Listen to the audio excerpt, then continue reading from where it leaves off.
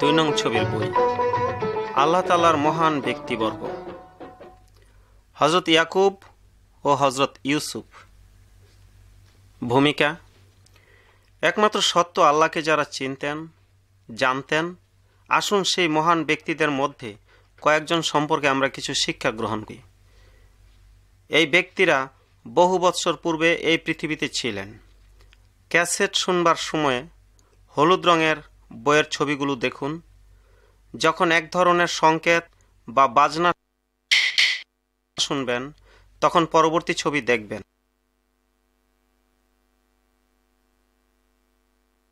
ছবি নম্বর 1, ছলনাকারী হযরত ইয়াকুব, পয়দায়েশ 25, 21-34 এবং 27, 1-29 আয়াত। এই ছবিতে যে দুই ব্যক্তি, তারা দুই যমজ ভাই। তাদের নাম ইস ও ইয়াকুব। হযরত ইব্রাহিমের পুত্র হযরত ইসাক ছিলেন তাদের পিতা। হযরত ইব্রাহিম এবং তার পরিবার সত্য এবং কেবলমাত্র আল্লাহর ইবাদত করতেন। এই দুই যমজ ভাইয়ের মায়ের নাম ছিল বিবি রিবিকা। ইস প্রথমে ভূমিষ্ঠ হয়েছিলেন। তিনি বড় হয়ে একজন দক্ষ শিকারী হয়েছিলেন, কিন্তু আল্লাহ বিবি রিবিকাকে বলেছিলেন একদিন ইয়াকুব ইসের উপর কর্তৃত্ব করবে। ছবি দেখুন। একদিন ইস বাড়ি এসেছেন। সে সময় ইয়াকুব কিছু ডাল রান্না করছিলেন। এ সময় ইস ক্ষুধার্ত হয়েছিলেন, তাই তিনি কিছু খাবারের জন্য ইয়াকুবকে অনুরোধ করেছিলেন। কিন্তু ইয়াকুব ইসকে বললেন, আগে তোমার জ্যেষ্ঠাধিকার আমার কাছে বিক্রয় করো। জ্যেষ্ঠাধিকার ছিল পরিবারের উত্তরাধিকার এবং তা সাধারণত বড় পুত্রেরই পাওনা ছিল। ইয়াকুব নিজের জন্য জ্যেষ্ঠাধিকার চাইলেন। ইস এত ক্ষুধার্ত ছিলেন যে ওই সময় তার জ্যেষ্ঠাধিকারের গুরুত্ব সম্পর্কে চিন্তা করতে পারলেন না। তিনি আল্লাহকেও সম্মান করলেন না, কেবল নিজের বাসনাকে পূর্ণ করার জন্য চিন্তা করলেন। তিনি একবারের খাবারের বিনিময়ে তার ছোট ভাইয়ের কাছে তার জ্যেষ্ঠাধিকার বিক্রয় করলেন। ইয়াকুব নামের অর্থ প্রবঞ্চক, যে প্রতারণা করে। তিনি জানতেন যে তিনি তার ভাইকে প্রতারণা করেছেন, ঠকিয়েছেন। পূর্বে আল্লাহ প্রকাশ করেছিলেন যে ইয়াকুব ইসের চাইতে বড় হবে।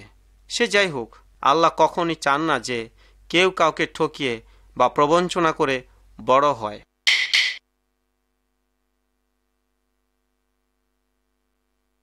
ছবি নম্বর 2, হযরত ইয়াকুবের স্বপ্ন, পয়দায়েশ 28, 10-22 আয়াত।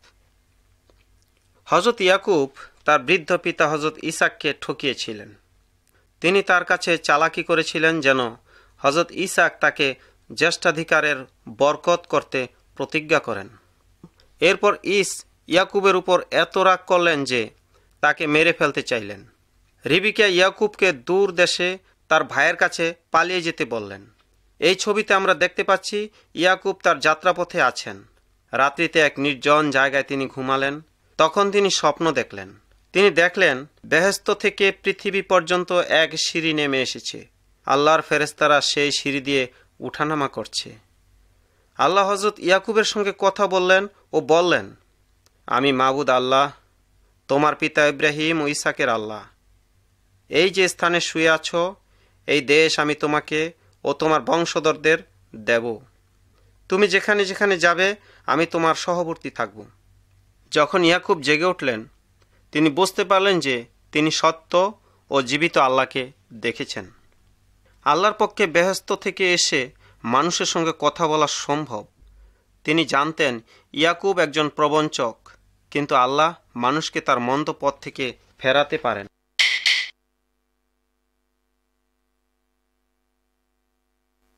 ছবি নম্বর 3, হযরত ইয়াকুব ও লাবন, পয়দায়েশ 29, 1-31 আয়াত পর্যন্ত। এই ছবিতে ইয়াকুবের স্বপ্নের বহু বৎসর পরে আমরা ইয়াকুবকে দেখতে পাচ্ছি। তিনি তার মামা লাবনের সঙ্গে আছেন। এখানে লাবনকে একটু বিরক্ত দেখা যাচ্ছে। আমি আপনাদের বলছি কেন লাবনকে বিরক্ত দেখাচ্ছে। লাবনের 2 মেয়ে ছিল। ইয়াকুব ছোট মেয়ে রাহেলকে ভালোবাসতেন। ইয়াকুব রাহেলকে বিয়ে করার জন্য 7 বৎসর লাবনের কাছে কাজ করলেন। কিন্তু লাবন ইয়াকুবকে প্রবঞ্চনা করলেন, ঠকালেন। লাবন ইয়াকুবের সঙ্গে তার ছোট মেয়ে রাহেলের পরিবর্তে বড় মেয়েকে বিয়ে দিলেন। ইয়াকুব পরে রাহেলকেও বিয়ে করেছিলেন, কিন্তু তাকে পাবার জন্য তাকে আরও 7 বৎসর তার মামার বাড়িতে কাজ করতে হয়েছিল। যা হোক, আল্লাহ ইয়াকুবের সহবর্তী ছিলেন। ইয়াকুব যা কিছু করতেন তাতেই সফল হতেন। তিনি লাবনের ভেড়ার পাল চড়াতেন। পশুপাল অনেক বৃদ্ধি পেল। লাবন তার পাল থেকে বিন্দু চিহ্নিত ও কালো পশুগুলো ইয়াকুবকে দিতে রাজি হলেন। তখন ইয়াকুব লাবনকে প্রবঞ্চনা করার সিদ্ধান্ত নিলেন। তিনি এরূপ ঘটালেন যাতে লাবনের শক্তিশালী পশুরা কেবল বিন্দু চিহ্নিত শাবক প্রসব করতে পারে। শীঘ্রই লাবনের চাইতে ইয়াকুবের পাল বৃহৎ ও শক্তিশালী হল। ইয়াকুব ধনী হয়ে গেলেন। লাবন রেগে গেলেন। আবার ইয়াকুবকে পালাতে হলো। আল্লাহ এটা ঘটালেন যেন লাবন ইয়াকুবকে প্রবঞ্চনা করে, কারণ আল্লাহ চাইলেন ইয়াকুবকে শিখতে হবে যে ঠকানো ও প্রবঞ্চনা করা অন্যায়।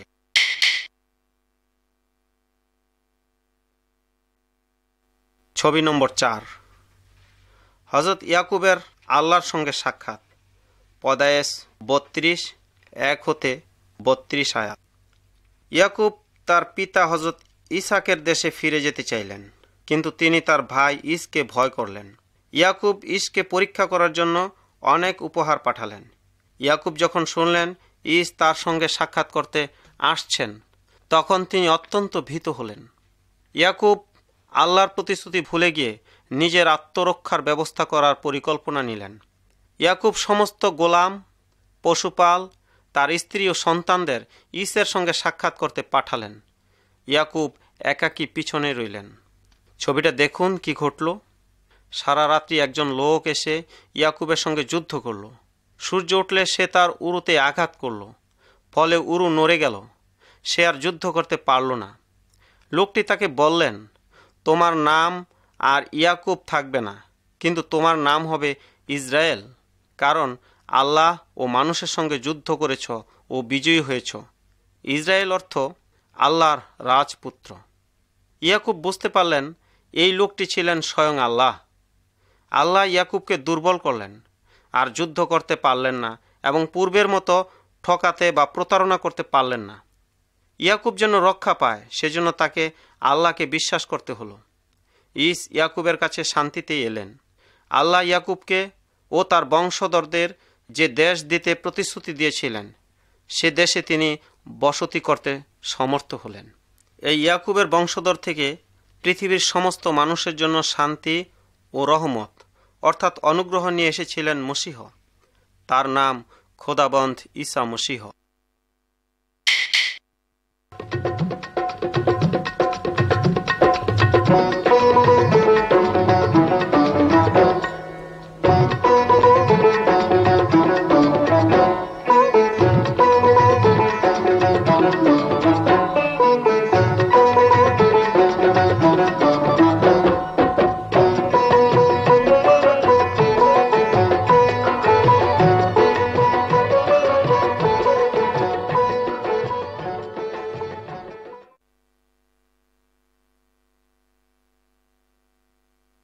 ছবি নাম্বার 5। হযরত ইউসুফের স্বপ্ন। পদায়েশ 37, 1-11 আয়াত। ইয়াকুব, যার নাম ইসরায়েল, তার 12 জন ছেলে ছিল। তার স্ত্রী রাহেলের প্রথম ছেলে ইউসুফ তার অত্যন্ত প্রিয় পুত্র ছিল। হযরত ইয়াকুব ইউসুফকে যে কত ভালোবাসতেন তার নিদর্শন স্বরূপ তাকে একটি বিশেষ পোশাক দিয়েছিলেন। অন্যান্য ভাইয়েরা ইউসুফকে খুব হিংসা করত। একদিন রাত্রে ইউসুফ একটা স্বপ্ন দেখলেন। এই ছবিতে আপনারা দেখতে পাচ্ছেন ইউসুফ তার কয়েকজন ভাইকে তার স্বপ্নের বিষয় বলছেন। তিনি যা বলছেন তা হলো এই, আমি একটা স্বপ্ন দেখেছি, সেটা শোনো। আমরা সবাই খেতে আটি বাঁধতেছিলাম, আর আমার আটিটি উঠে সোজা হয়ে দাঁড়ালো। তোমাদের আটিগুলো আমার আটির চারিদিকে এসে সেজদা করল। ইউসুফের ভাইয়েরা এতে অসন্তুষ্ট হলেন ও তাকে বললেন, তুমি মনে করো তুমি বাদশা হবে আর আমাদের উপর কর্তৃত্ব করবে? ইউসুফ দ্বিতীয়বার একটি স্বপ্ন দেখলেন। আবার আল্লাহ ইউসুফকে দেখালেন যে একদিন তার পরিবারের সকলে তাকে সম্মান করবে। ইউসুফের ভাইয়েরা তার স্বপ্নের জন্য তাকে ঘৃণা করল, কিন্তু আল্লাহ তার সহবর্তী ছিলেন, কারণ ইউসুফের জন্য আল্লাহর বিশেষ কাজ ছিল।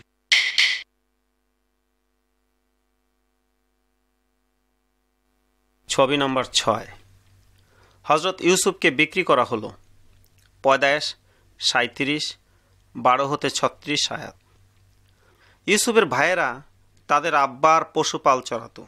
হজরত ইয়াকুব ইউসুফকে বললেন, যাও, তুমি গিয়ে তোমার ভাইদের ও পশুপাল দেখে এসো, তারা কুশলে আছে কিনা, এবং ফিরে এসে আমাকে তাদের বিষয় জানাও। ইউসুফ তাই ভাইদের খুঁজতে বের হলেন, কিন্তু তাকে আসতে দেখে তার ভাইয়েরা তাকে মেরে ফেলার সিদ্ধান্ত নিল। তারা তাকে ধরে একটা শুকনা কুয়ায় ফেলে দিল। তাকে মেরে ফেলার পূর্বে সেখান দিয়ে একদল ইসমাইলীয় লোক যাচ্ছিল। তারা মিশরে ব্যবসা করত। ভাইদের মধ্যে এহুদা নামে এক ভাই বলল, আমাদের ভাইকে মেরে তার রক্ত গোপন করে আমাদের কি লাভ হবে? এসো আমরা ওকে ওই ইসমাইলীয়দের কাছে বিক্রি করি। ছবিতে দেখুন, ইউসুফের ভাইয়েরা তাকে কূপ থেকে তুলছেন। তারা তাকে 20 রৌপ্য মুদ্রায় বিক্রি করলেন। তারপর তারা তার সেই বিশেষ পোশাকে ছাগলের রক্ত মাখালেন এবং তাদের আব্বা হজরত ইয়াকুবের কাছে নিয়ে গেলেন। তখন হজরত ইয়াকুব সেই পোশাক ও রক্তের দাগ দেখলেন। তখন তিনি মনে করলেন যে কোনো বন্য পশু ইউসুফকে মেরে ফেলেছে। তিনি অত্যন্ত শোকার্ত হয়ে তার জন্য দুঃখ প্রকাশ করলেন। হিংসা ভয়ঙ্কর খারাপ বিষয়। এটা মানুষকে মারাত্মক খারাপ কাজ করায়, কিন্তু ইউসুফের এই অন্যায়কে আল্লাহ তার জন্য ভালো ও মঙ্গলের জন্য ব্যবহার করলেন।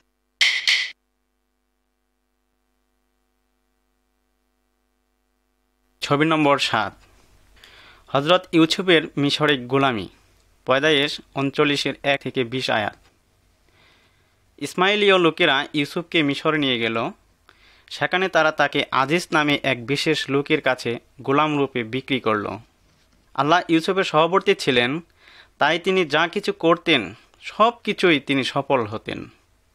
আজিজ তাকে তার বাড়ির সমস্ত দায়িত্ব দিলেন। ইউসুফ যুবক ও খুব সুন্দর চেহারা ছিলেন। আজিজের স্ত্রী তার দিকে কুদৃষ্টি দিলেন ও তাকে নিজের জন্য চাইলেন, কিন্তু তার এই বাসনাকে ইউসুফ প্রত্যাখ্যান করলেন। একদিন যখন তারা ঘরে একাকী ছিলেন, তখন আজিজের স্ত্রী তাকে তার সঙ্গে শয়ন করার জন্য জোর করল।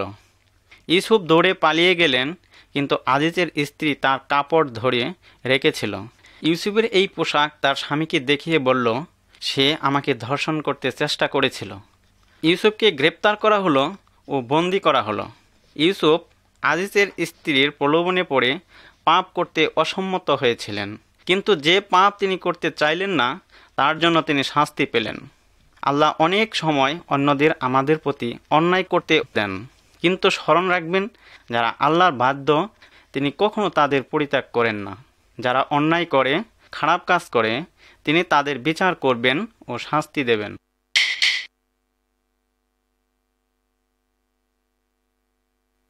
ছবি নম্বর 8। হজরত ইউসুফের কারাবাস। পয়দায়েশ 41-1-40 আয়াত। এখানে আমরা ইউসুফকে বন্দি অবস্থায় দেখছি, তথাপি তখনও আল্লাহ ইউসুফের সহবর্তী ছিলেন।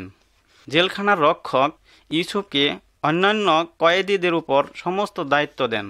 মিশরের বাদশার গোলাম এবং প্রধান মোদককে ইউসুফের সঙ্গে জেলখানায় বন্দি করা হয়েছিল। এক রাত্রে সেই গোলাম ও মোদক উভয়ে স্বপ্ন দেখছিল। তারা খুব চিন্তায় পড়ল। তারা ওই স্বপ্নের অর্থ বুঝতে পারল না। ইউসুফ বললেন, কেবলমাত্র আল্লাহ এই স্বপ্নের অর্থ বুঝবার ক্ষমতা দিতে পারেন। আমাকে তোমাদের স্বপ্ন বলো। ছবিতে প্রধান গোলামের স্বপ্ন দেখতে পারবেন। সে ইউসুফকে বলল, আমার স্বপ্নে এক আঙ্গুর লতা, তাতে 3টা শাখা ছিল। আমার হাতে বাদশা পানপাত্র ছিল। আমি যেন ওই আঙ্গুর লতার আঙ্গুর ফল থেকে রস নিংড়ায়ে পানপাত্রে নিয়ে বাদশাকে দিলাম। ইউসুফ সেই গোলামকে তার স্বপ্নের অর্থ বললেন। তিনি বললেন, 3 দিন পরে বাদশা তোমাকে মুক্ত করে তোমাকে পূর্ব পদে নিয়োগ করবেন। মোদকও ইউসুফকে তার স্বপ্ন বলল। যা হোক, মোদকের স্বপ্নের অর্থ 3 দিন পর তাকে মরতে হবে। ইউসুফ যেমন বলেছিলেন ঠিক সেইভাবে গোলামটি বাদশার কাছে ফিরে গেল এবং বাদশা মোদককে মৃত্যুদণ্ডাজ্ঞা দিলেন। ইউসুফ ওই গোলামকে অনুরোধ করেছিলেন যেন তার মুক্তির জন্য সাহায্য করে, কিন্তু গোলামটি এসব ভুলে গেল। ইউসুফ আরও 2 বছর বন্দী ছিলেন, কিন্তু আল্লাহ তাকে ভুলে যাননি।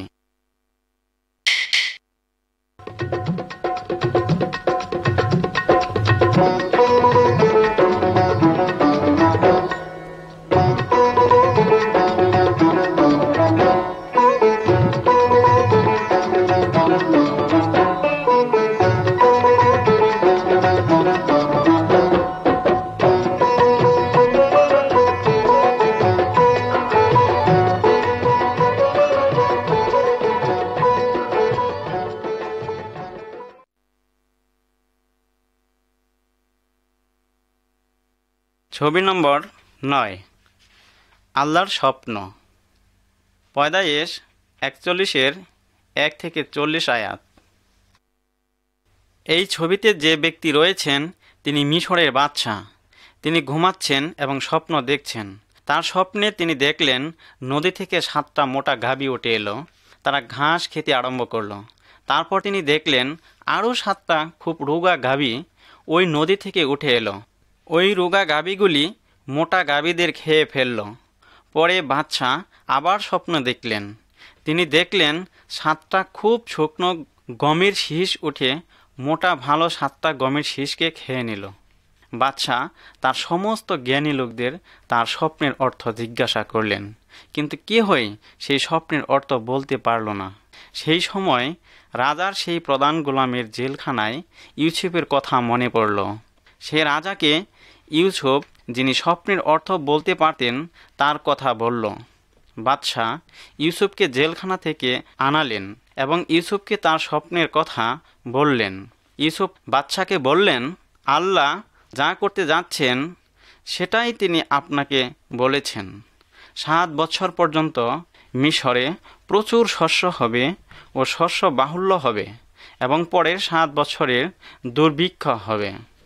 ইউসুফ বাদশাহের কি করা উচিত সে সম্পর্কে তাকে পরামর্শ দিলেন। রাজা দেখলেন আল্লাহর রূহ ইউসুফের সহবর্তী আছেন, তাই তিনি ইউসুফকে সমগ্র মিশরের উপর শাসনকর্তা নিযুক্ত করলেন। ইউসুফের দুঃখ কষ্টকে আল্লাহ বিশেষ কাজের জন্য প্রস্তুতি ও প্রশিক্ষণের জন্য ব্যবহার করেছিলেন।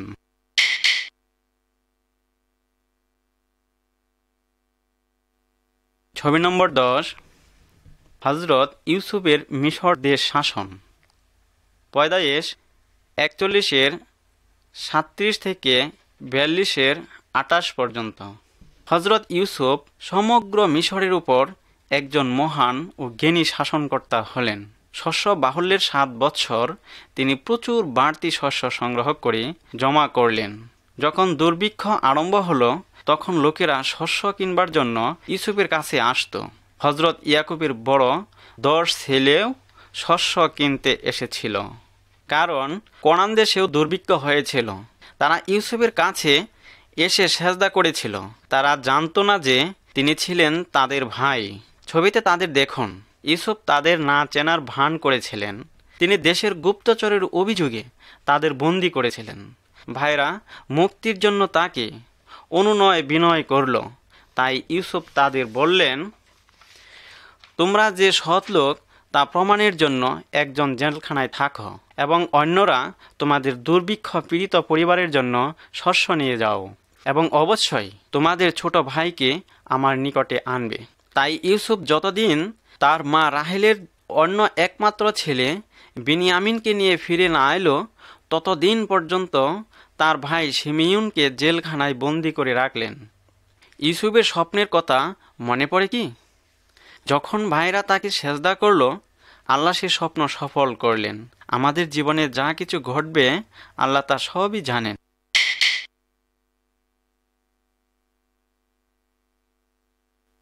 ছবি নম্বর 11, ভাইদের কাছে ইউসুফের আত্মপ্রকাশ। পয়দায়েশ 43-এর 1 থেকে 45-এর 25 আয়াত পর্যন্ত। যখন ইউসুফের ভাইদের আর কোনো খাবার ছিল না, তখন আবার তাদের মিশরে যেতে হলো। ইউসুফের আদেশ অনুসারে তারা তাদের ছোট ভাই বিনিয়ামকে সঙ্গে নিয়ে গেল। ইউসুফ তার ভাইদের এবং বিনিয়ামকে দেখে খুব সুখী হইলেন, কিন্তু তখনও তিনি তাদের বলেননি যে তিনি কে। তিনি তাদের আরও শস্য দিলেন ও তাদের পাঠিয়ে দিলেন, কিন্তু গোপনে তিনি তাদের ব্যাগে সমস্ত টাকা ও তার নিজের রূপার পানপাত্র শস্যের মধ্যে ঢুকিয়ে দিলেন। ইউসুফ তার কর্মচারীদের বলে দিলেন যেন তার ভাইদের পথ থেকে ধরে নিয়ে আসে। গোলামেরা তার ভাইদের চুরির দায়ে দোষী করল। অত্যন্ত ভীত হয়ে ভাইরা ইউসুফের কাছে ফিরে গেল। আর একবার তারা সকলে ইউসুফকে সেজদা করে তার করুণা ভিক্ষা করল। ইউসুফ আর নিজের বিষয় গোপন রাখতে পারলেন না। তিনি বিনিয়ামিনকে জড়িয়ে ধরে খুব কাঁদলেন এবং বললেন, আমি তোমাদের ভাই ইউসুফ, যাকে মিশরগামীদের কাছে বিক্রি করেছিলে, কিন্তু এজন্য তোমরা দুঃখ করো না, কারণ প্রাণ রক্ষা করবার জন্য আল্লাহ তোমাদের অগ্রে আমাকে পাঠিয়েছেন। আল্লাহ আমাকে সমস্ত মিশরের উপর শাসনকর্তা করেছেন। শীঘ্র আমার আব্বার কাছে গিয়ে আমার কথা বলো ও শীঘ্র করে আবার আমার কাছে ফিরে এসো, কারণ এখনও 5 বছর দুর্ভিক্ষ হবে এবং আমি চাই না তোমরা ও তোমাদের পরিবার খোদায় কষ্ট পাও।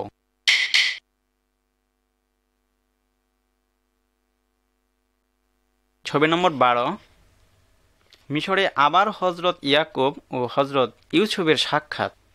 পয়দায়েশ 45-25 থেকে 50-26 আয়াত পর্যন্ত। হজরত ইউসুফের ভাইরা বাড়ি গিয়ে তাদের আব্বাকে বলল, ইউসুফ এখনও জীবিত আছে এবং সমস্ত মিশর দেশের উপর শাসনকর্তা হয়েছে। হজরত ইয়াকুব, যার অন্য নাম ইসরায়েল, তিনি একথা মোটেই বিশ্বাস করতে পারছিলেন না।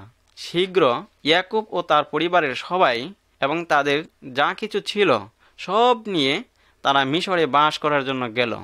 হজরত ইয়াকুব ইউসুফকে আবার দেখতে পেয়ে না জানি কত সুখী হয়েছিলেন। এই ছবিতে আপনারা বৃদ্ধ ইয়াকুব এবং মিশরে ইউসুফকে দেখতে পাচ্ছেন।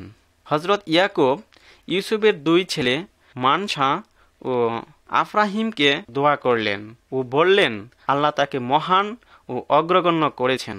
ইসরায়েল দেশের মধ্যে ইউসুফ ও আফরাহিমের বংশধরেরা এক বিরাট বংশ হয়ে গেল। হজরত ইয়াকুব মিশরে মারা গেলেন। তখন ইউসুফের ভাইদের ভয় হলো এবং বলল, আমরা তার প্রতি যে অন্যায় করেছি, এখন যদি সে তার প্রতিফল দেয় তাহলে আমরা কি করব? তারা ইউসুফের কাছে এই বলে এক খবর পাঠালো, দয়া করে আমাদের ক্ষমা করো। কিন্তু ইউসুফ বললেন, তোমরা আমার বিরুদ্ধে যে অনিষ্টি কামনা করেছিলে, আল্লাহ তা মঙ্গলে পরিণত করলেন, যেন বহুজনের জীবন রক্ষা পায়। হজরত ইউসুফ একজন মহান ব্যক্তি ছিলেন, কারণ আল্লাহর রূহ সর্বদা তার সহবর্তী ছিল। বন্ধুগণ, আপনারাও হজরত ইউসুফের সেই মহান আল্লাহকে জানতে পারেন। আপনারা তাকে বিশ্বাস ও সম্মান করতে পারেন। আপনার জীবনের জন্যও আল্লাহর পরিকল্পনা আছে। আপনার জীবনে যে অনিষ্টকর বিষয় আছে, কেবলমাত্র তিনিই তা আপনার এবং অপরের মঙ্গলের জন্য ব্যবহার করতে পারেন।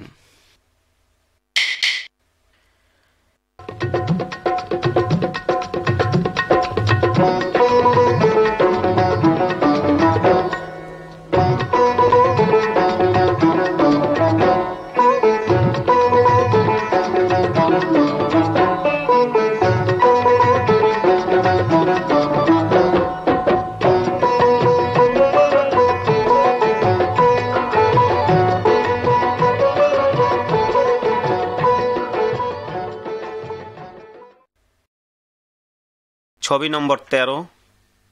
শিশু হজরত মুসা। হিজরত 2:1-10 আয়াত। হজরত মুসা ইউসুফের জন্মের 300 বৎসর পরে জন্মগ্রহণ করেন, অর্থাৎ অনেক অনেক বৎসর পূর্বের কথা। তার পিতামাতা ইসরায়েলের বংশধর ছিলেন।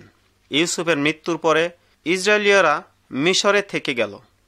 এই ইসরায়েলীয়রা বহু বংশ হয়ে বৃদ্ধি পেল এবং ইব্রানি নামে এক বিরাট জাতিতে পরিণত হল। মিশরের বাদশাহ ইব্রানিদের প্রতি নির্দয় ব্যবহার করতে আরম্ভ করল। তিনি তাদের দাস রূপে কাজ করাতেন এবং যত পুরুষ জন্মাতো তাদের মেরে ফেলতেন। যখন মুসার জন্ম হলো তখন তার মা তাকে লুকিয়ে রাখলেন। তিনি তাকে একটা ঝুড়িতে করে নদীতে নলবনে লুকিয়ে রাখলেন। মুসার বোন মরিয়ম তার প্রতি খেয়াল রাখার জন্য কাছে দাঁড়িয়েছিল। কি ঘটছে সেটা ছবিতে দেখুন। রাজার মেয়ে নদীতে গোসল করতে এলো। তিনি নলবনের মধ্যে ঝুড়িটা পেলেন। তিনি ঝুড়িটা খুলে এক ইব্রানি শিশু দেখতে পেলেন। মুসা কাঁদতে শুরু করলো। রাজকন্যা তার প্রতি করুণা হলো।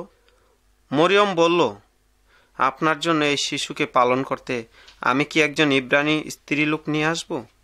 রাজকন্যা বললেন, হ্যাঁ, যাও। তাই মরিয়ম মুসার আম্মাকে তার লালন পালনের জন্য নিয়ে এলো। মুসা রাজকন্যার প্রাসাদে বড় হয়ে উঠলেন। একজন মিশরীয় যেভাবে শিক্ষা দীক্ষা পেয়ে বড় হয়, সেরকম সব রকম শিক্ষা দিয়ে মুসাকে বড় করা হলো এবং মুসা একজন শক্তিশালী ও বিখ্যাত ব্যক্তি হয়ে উঠলেন।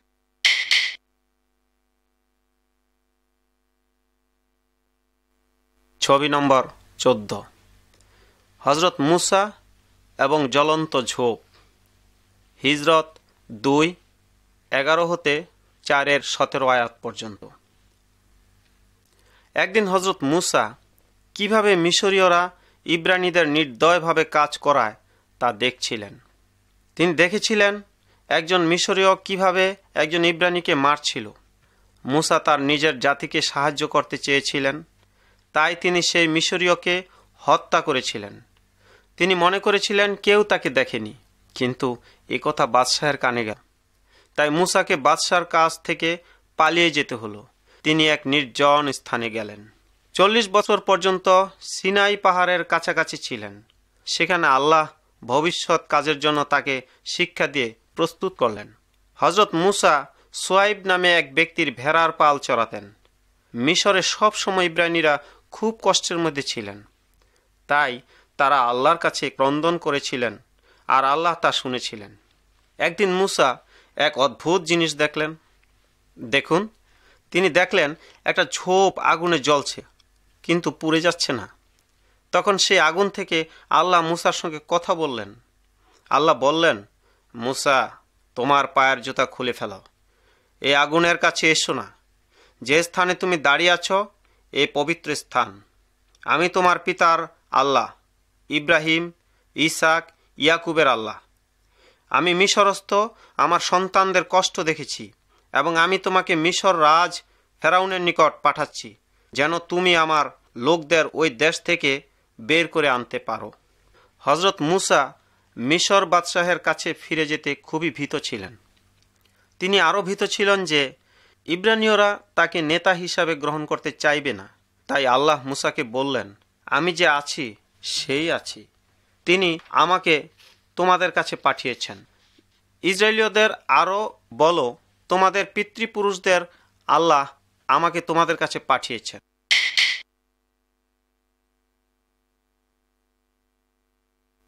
ছবি নম্বর 15। হজরত মুসা মিশরে ফিরে যান।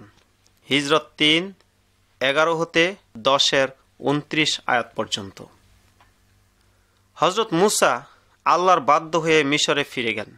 মুসা এবং তার ভাই হারুন মিশর রাজের কাছে গেলেন এবং বললেন, মাবুদ আল্লাহ, ইসরায়েলের আল্লাহ বলেছেন আমার লোকদের ছেড়ে দিন। কিন্তু বাদশাহ বললেন, আমি আল্লাহকে চিনি না এবং ইসরায়েলেদেরও ছেড়ে দেব না। বাদশাহ ইসরায়েলদের কাজ আরও কঠিন করে দিলেন।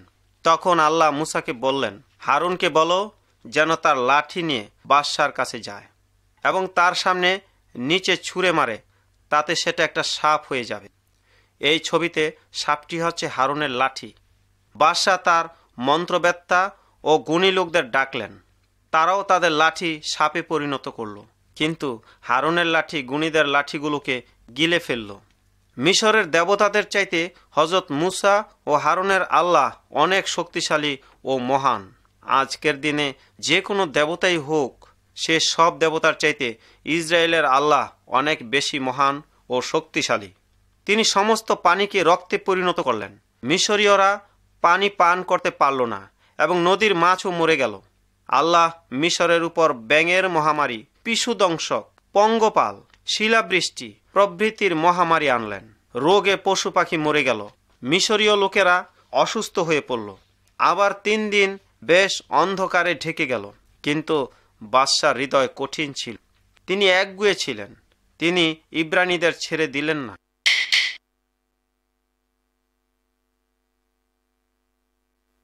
ছবি নম্বর 16, উদ্ধার ঈদ। হিজরত 13:1-36 আয়াত। আল্লাহ হযরত মূসাকে বলেছিলেন যে তিনি মিশরীয়দের প্রথম জাত সন্তানকে মেরে ফেলবেন। আল্লাহ প্রথম মূসাকে, তারপর ইব্রানীয়দের এই নির্দেশ দিয়েছিলেন। একটা বিশেষ দিনে প্রত্যেক ইব্রানী পরিবার একটা ভেড়া বা একটা ছাগল মারে। তারা ওই পশুর রক্ত নিয়ে তাদের ঘরের দরজার বাজুতে ওই রক্তের চিহ্ন দিবে। তারপর তারা ওই মাংস রান্না করে খাবে এবং মিশর ছেড়ে যাওয়ার জন্য প্রস্তুত হবে। আল্লাহ ইব্রানীদের বললেন, ওই রাত্রিতে আমি মিশরের উপর দিয়ে যাব এবং প্রত্যেক পরিবারের প্রথম জাত সন্তানকে মেরে ফেলব এবং মিশরের সব দেবতাদের শাস্তি দেব। আমি মাবুদ আল্লাহ। আমি দরজায় রক্তের চিহ্ন দেখলে ওই ঘর পার হয়ে যাব, তাতে তোমাদের কোনো ক্ষতি হবে না। বাদশাহের ছেলেসহ মিশরীয়দের সকলের প্রথম সন্তান মারা গেল। রাজা হযরত মূসা ও হারুনকে ডেকে বললেন, তোমরা ও তোমাদের লোকেরা উঠে এই দেশ ছেড়ে চলে যাও আর গিয়ে তোমাদের আল্লাহর উদ্দেশ্যে কোরবানি করো। এই ঘটনার বহু বৎসর পরে আল্লাহ ঈসা মসীহ নামে একজনকে পাঠালেন, যিনি আমাদের জন্য তার জীবন কোরবানি রূপে উৎসর্গ করে মরলেন। মূসার সময়ে পশুর রক্ত ইব্রানীদের রক্ষা করেছিল। এখন ঈসা মসীহের রক্ত আমাদের পাপের মৃত্যু থেকে উদ্ধার করতে পারে।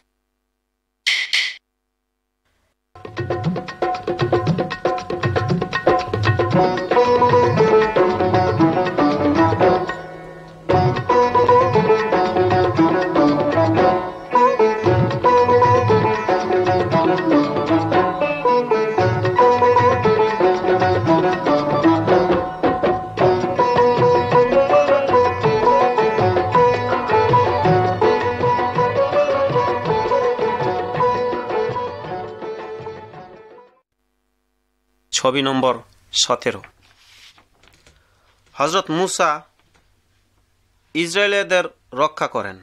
হিজরত 14:5-31 আয়াত। আল্লাহ ইসরায়েল জাতিকে মিশর থেকে বার করে আনলেন। দিনের বেলা আল্লাহ মেঘ স্তম্ভের মাধ্যমে তাদের অগ্রে যান, রাত্রে অগ্নিস্তম্ভের আকারে তাদের পথ দেখিয়ে নিয়ে যান। ইতিমধ্যে মিশরীয়রা বলল, এ আমরা কি করেছি?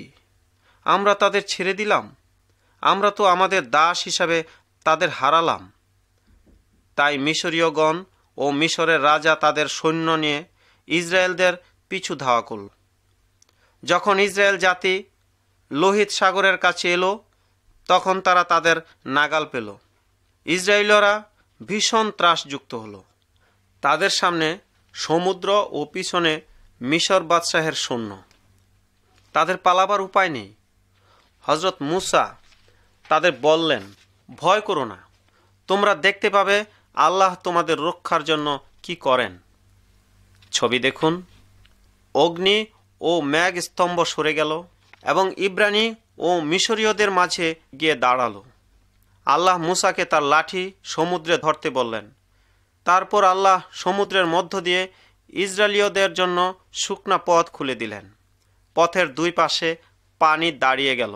ইসরায়েলীয়রা শুকনা পথ দিয়ে অন্য পারে পার হয়ে গেল। মিশরীয়রা তাদের অনুসরণ করল। কিন্তু আল্লাহ মূসাকে বললেন, তোমার হাত সমুদ্রের উপর রাখো, তাতে সমুদ্রের পানি মিশরীয়দের উপরে আসবে।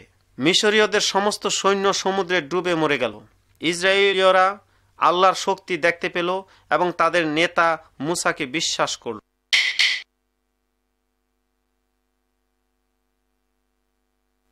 ছবি নম্বর 18, মরুভূমিতে মান্না ও পানীয়। হিজরত 16:1-17 আয়াত পর্যন্ত। হযরত মূসা ইসরায়েল লোকদের সমুদ্র থেকে মরুভূমিতে নিয়ে গেলেন। লোকদের যথেষ্ট খাবার না থাকায় তারা বচসা শুরু করলো। তারা হযরত মুসার বিরুদ্ধে বচসা শুরু করলো এবং আল্লাহ যিনি তাদের মিশর থেকে বার করে এনেছেন সেই আল্লাহর বিরুদ্ধেও বচসা আরম্ভ করলো। তাই আল্লাহ তাদের খাবার দিলেন। প্রত্যেক সন্ধ্যায় আল্লাহ তাদের খাবার জন্য পাখির ঝাঁক পাঠাতেন ও প্রত্যেক সকালবেলা আকাশ থেকে শিশিরের মতো খাবার পড়ল। এই খাবার মধু মিশানো পাতলা পিঠার মতো। লোকেরা এর নাম দিল মান্না। প্রতিদিন সকালে লোকেরা মান্না কুড়াতো। যারা বেশি কুড়িয়েছিল তা নষ্ট হয়ে গেল। প্রতি ষষ্ঠ দিনে আল্লাহ তাদের দ্বিগুণ কুড়াতে বললেন, যেন 2 দিনের জন্য হয়। এটা নষ্ট হলো না। সপ্তম দিনে কোনো মান্না ছিল না। এই দিনে লোকে আল্লাহর সেবা ও ইবাদত করল। এই দিনে তারা কোনো কাজ করত না। 40 বৎসর আল্লাহ তাদের মান্না দিলেন। আবার লোকেরা যথেষ্ট পানীয় না থাকায় বচসা করল। তারা বলল, আল্লাহ কি আমাদের সঙ্গে আছেন বা নাই? আল্লাহ মুসাকে বললেন, তোমার লাঠি নাও ও পাহাড়ে আঘাত করো এবং লোকদের পানীয়ের জন্য পানি বেরিয়ে আসবে। আল্লাহ তার সন্তানদের, তার প্রজাদের যত্ন নেন। তার বিরুদ্ধে বচসা করা আমাদের কোনো দরকার নাই। যারা তাকে বিশ্বাস করে তিনি তাদের সব কিছু জুগিয়ে দেন।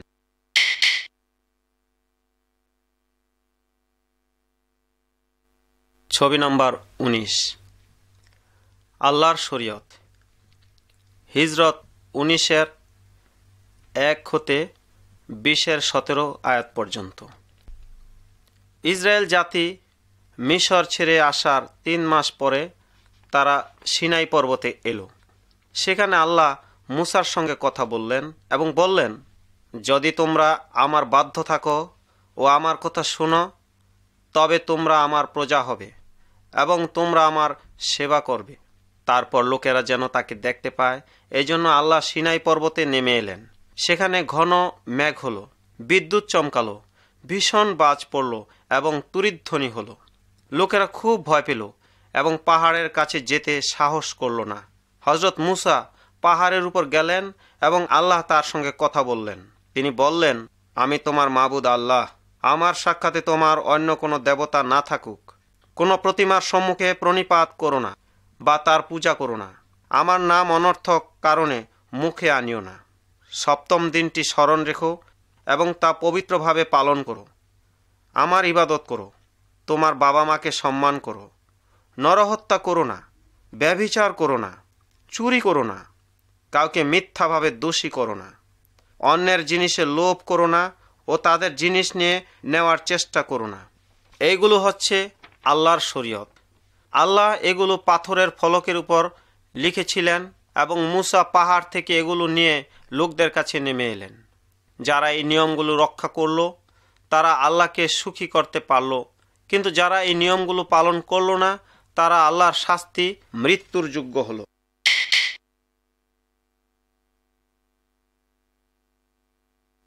ছবি নম্বর 20, মরুভূমিতে সাপ। সুমারি 21:4-9 আয়াত পর্যন্ত। আল্লাহ ইসরায়েল জাতিকে একটা নিজস্ব দেশ দিবেন বলে প্রতিজ্ঞা করেন। এটা হচ্ছে কনান দেশ। এখানে হযরত ইব্রাহিম ও ইয়াকুব বাস করতেন। ইসরায়েল লোকেরা আল্লাহর ওয়াদার কথা বিশ্বাস করেনি। তারা আল্লাহর বিরুদ্ধে ও মুসার বিরুদ্ধে কথা বলেছে। তারা বলেছে, কেন আমাদের মিশর দেশ থেকে বের করে এনে এ মরুভূমিতে এনেছেন? তখন আল্লাহ এক বিষাক্ত সাপ পাঠালেন। সাপগুলো লোকদের কামড় দিল। তাদের মধ্যে অনেকেই মারা গেল। লোকেরা হযরত মুসার কাছে গিয়ে বলল, আমরা আপনার বিরুদ্ধে ও আল্লাহর বিরুদ্ধে কথা বলে গুনাহ করেছি। আল্লাহর কাছে মুনাজাত করুন যাতে এই সাপগুলোকে সরিয়ে নেন। তখন আল্লাহ মুসাকে একটা পিতলের সাপ বানাতে বললেন। তিনি এটাকে একটা খুঁটিতে করে উপরে রাখতে বললেন। কেউ সাপের কামড় খেলে এই পিতলের সাপের দিকে তাকালে রক্ষা পাবে। হযরত মুসা একজন নেতা ও আল্লাহর নবী ছিলেন। মিশর দেশ থেকে লোকদের বের করে আনার 40 বছর পরে তিনি মারা গেলেন। কিছু লোক যারা মিশর থেকে বেরিয়ে এসেছিল তারাও মরুভূমিতে মারা গেল। তারা আল্লাহর ওয়াদার দেশে প্রবেশ করতে পারেনি, কারণ তারা নানা বিষয়ে আল্লাহর বিরুদ্ধে অভিযোগ করেছিল। তাদের সন্তানরাই কনান দেশে বাস করার সুযোগ পেয়েছিল। এটাই বর্তমানে ইসরায়েলদের বাসস্থান। বন্ধুগণ, মৃত্যুর পর আমাদের জন্য একটা সুন্দর জায়গার বিষয়ে আল্লাহ আমাদের কাছে প্রতিজ্ঞা করেছেন। আমাদের ইসরায়েল জাতির মতো আল্লাহর বিরুদ্ধে যাওয়া উচিত নয়।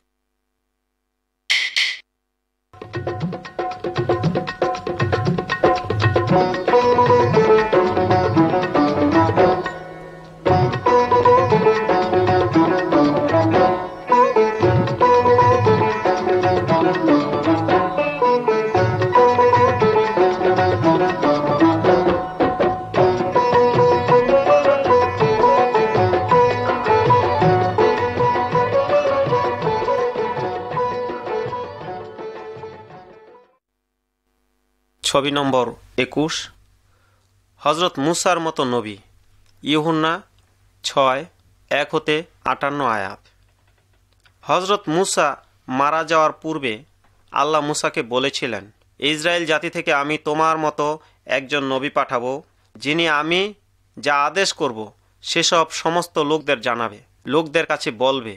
বহু বৎসর ধরে, সম্ভবত 1400 বৎসর হবে, ইসরায়েল জাতি মুসার মতো একজন নবীর অপেক্ষা করেছিল। তারপর ইসরায়েল দেশে ঈসা মসীহ নামে একজন জন্মগ্রহণ করলেন। তিনি যা কিছু করতেন তা আল্লাহর নির্দেশ মতো, আল্লাহর ইচ্ছা অনুসারে করতেন এবং আল্লাহকে সন্তুষ্ট করতেন। আল্লাহ ঈসা মসীহকে অনেক আশ্চর্য কাজ করার ক্ষমতা দিয়েছিলেন। তিনি বহু রোগীকে সুস্থ করেছিলেন। তিনি ছিলেন ঠিক হজরত মুসার মতো। এমনকি তিনি মরুভূমিতে লোকদের খাবার দিয়েছিলেন। ছবি দেখুন এবং যা ঘটেছিল তা দেখুন। হজরত ঈসার শিক্ষা শোনার জন্য এই নির্জন জায়গায় কত অসংখ্য লোক। যখন সন্ধ্যা হলো তখন তাদের খুব ক্ষুধা লাগলো, কিন্তু তাদের কাছে কোনো খাবার ছিল না। একটা ছোট ছেলের কাছে 5 খানা মাত্র রুটি ও 2টা মাছ ছিল। এই সামান্য খাদ্য এত লোকের জন্য যথেষ্ট নয়। সেখানে 5000-এর বেশি লোক ছিল। হজরত ঈসা এই রুটি ও মাছ নিলেন এবং আল্লাহর শুকরিয়া জানালেন। তারপর এই রুটি ও মাছ সমস্ত লোকদের মধ্যে বিতরণ করলেন। হজরত ঈসার সাহাবীরা অবশিষ্ট খাবার সংগ্রহ করল, তাতে 12 ডালা পূর্ণ হলো। লোকেরা আশ্চর্য হয়ে বলল, ইনি সত্যই একজন নবী। ঈসা মসীহ লোকদের বললেন, আমি জীবন খাদ্য। তোমাদের পিতৃপুরুষেরা মরুভূমিতে মান্না খেয়েছিলেন, কিন্তু তারা মারা গেছেন। আমি জীবন্ত খাদ্য। যদি কেউ এই খাদ্য গ্রহণ করে সে মরবে না, অনন্তকাল বেঁচে থাকবে।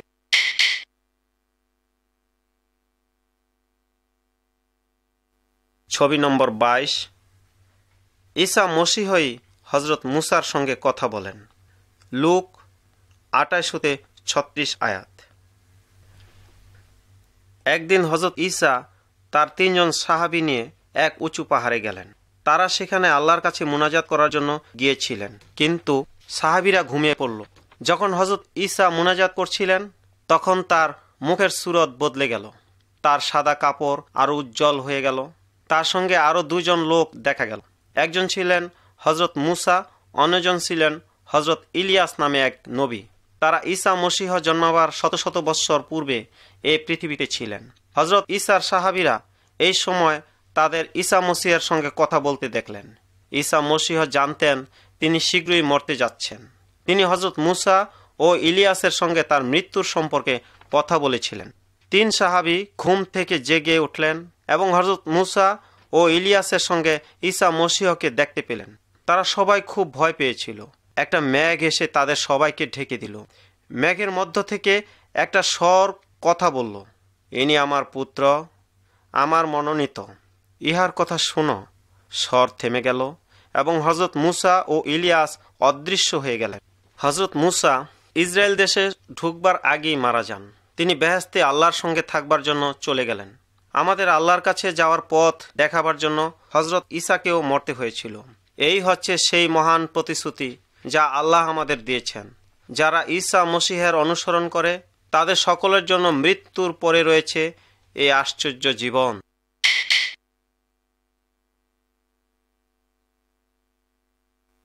ছবি নম্বর 23। হজরত ঈসা আমাদের জন্য মরলেন। ইউহান্না 3:14-16 আয়াত। এই ছবিতে আপনারা দেখতে পাচ্ছেন দুষ্ট লোকেরা হজরত ঈসাকে মেরে ফেলছে। যতক্ষণ তিনি মারা না যান ততক্ষণ তাকে লোহা দিয়ে একটা সলিবে টাঙিয়ে রেখেছিল। আরও দুজন লোক ঈসা মসিহের সঙ্গে মরলেন। তাদের দুজনকে হজরত ঈসার দুই পাশে দেখতে পাচ্ছেন। এই দুজনের একজন চোর ও একজন দস্যু, খুনি, কিন্তু ঈসা মসিহ কোনো দোষই করেননি। সমস্ত লোক শয়তানের মন্দ পথ অবলম্বন করেছে। আমরাও আল্লাহকে অসন্তুষ্ট করেছি। আল্লাহকে অসন্তুষ্ট করার শাস্তি হচ্ছে মৃত্যু, অনন্ত মৃত্যু। হজরত ঈসা যখন সলিবে মরলেন তখন আমাদের সমস্ত শাস্তি তিনি নিজে বহন করলেন। তিনি যখন মরলেন তখন আমাদের হয়ে তিনি শয়তানকে পরাজিত করলেন। মুসা যেভাবে পিতলের সাপকে কাঠে ঝুলিয়েছিলেন, ঠিক সেইভাবে সলিবের কাঠে ঈসা মসিহকে ঝুলতে হয়েছিল। যারা এই সলিবের দিকে দেখবে এবং ঈসা মসিহকে বিশ্বাস করবে তারা সকলে সেই অনন্ত মৃত্যু থেকে রক্ষা পাবে। কারণ আল্লাহ দুনিয়াকে এমন মহব্বত করলেন যে তার একমাত্র পুত্রকে পাঠালেন, যেন যারা তার উপর ঈমান আনে তারা বিনষ্ট না হয়, তারা মরে না যায়, কিন্তু অনন্ত জিন্দেগি লাভ করে।